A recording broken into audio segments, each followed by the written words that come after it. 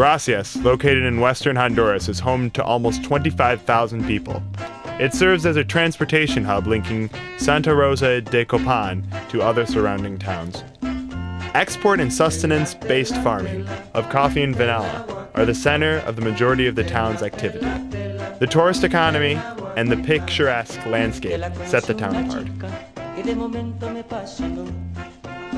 Not unlike the rest of Honduras, the people are faced with what seems like the never-ending problem of inadequate healthcare. The costs are high, and most of the people are poor. Out of Honduras's population, about 53% live in what are considered rural areas. Of those living in rural areas, about 3 out of every 4 people live below the poverty line.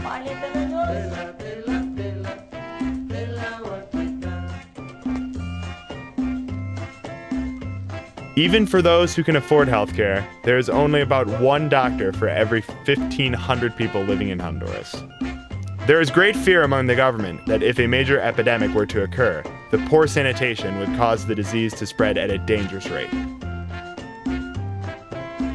Fortunately for the people of Gracias, the situation is improved by the Clinica Medica San Lucas, a place where patients can receive dental care, prescribed medications, ultrasound, lab work, and general exams.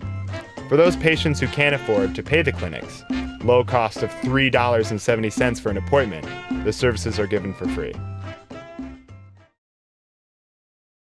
The Clinic Surgery Center hosts groups of doctors who have come from abroad to perform surgeries for free on those who might need them, and those who would not be able to have access to them otherwise. I can't do it.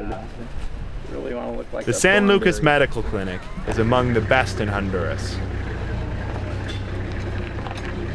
It is run by the Luke Society, a Christian missionary organization based out of the United States. The organization sends volunteers to several locations on 5 of the 7 continents. First of all, this clinic is really to help the poor, and so that makes it different than a lot of other clinics or hospitals in Honduras. But the primary difference in this clinic is that it's not only to treat them for medical problems, but also it's a clinic which gives a Christian witness, and it's to try to reach them in their lives and tell them about Jesus and how he can save them also. So it's also a Christian evangelistic outreach through the medical care. When the doctors first arrive at the clinic, the entrance is crowded with potential patients. These patients have put their name and what type of doctor they would like to see on a list and wait to hear for their name to be called.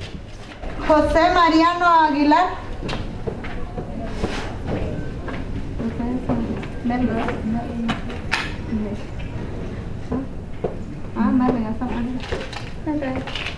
José Mariano Aguilar.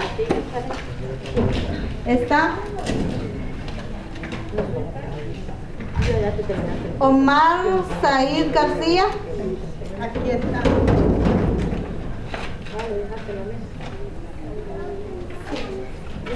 Miriam Reyes.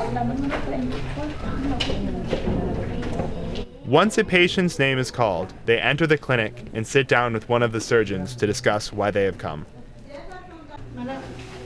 On this particular week, a plastic surgeon, an orthopedic surgeon, and 2 anesthesiologists from Michigan have arrived to volunteer their skills for surgery in the clinic. If the surgeon can perform the surgery, the patient will be scheduled in for later in the week. Some patients are turned away if the surgeon cannot do the surgery. And it would be very easy to take off, okay, and then we would just leave a little scar right by where her eyebrow is. My name is Hugo Medina. I'm a pastor. I'm also a translator. So we work here at the hospital. Whenever the brigade comes, they call me up and come and help people, like translating what they want to say to the doctor and what the doctor said to them, to see if they have any chance to have a surgery or not. What they do here is they do surgery for practically, we could say, free, what other hospitals, private hospitals, would cover or would charge to the people. And we also try to help those when that they don't got no money, those when they come from far away.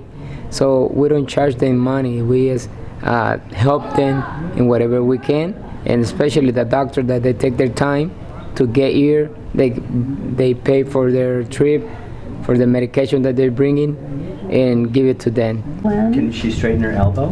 Puedes tirar This girl's arm was burned just weeks before in a sugarcane fire.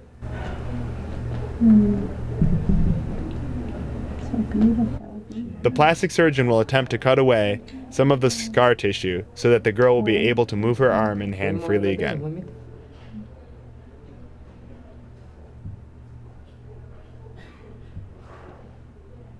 The next day, medical instruments are sterilized and operating rooms are prepared for the first round of surgeries.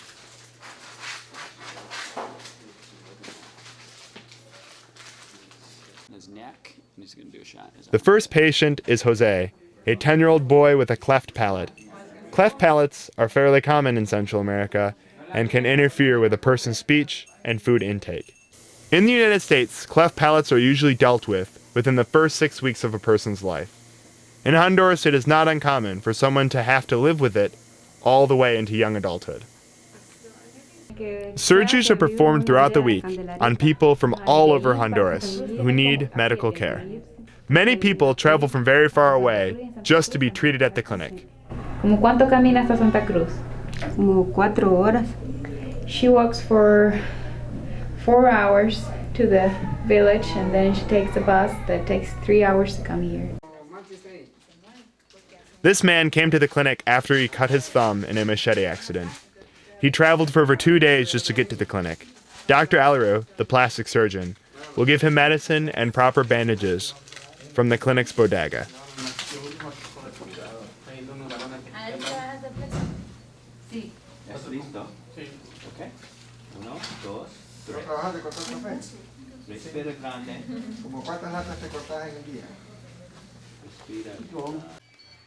After surgery, patients recuperate in the recovery room.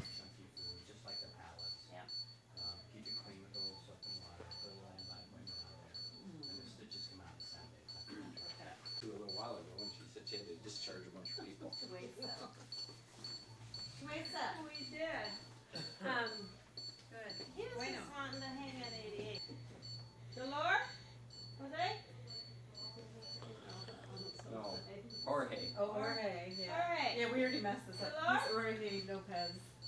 He's Jose Lopez. Name alert. Name alert.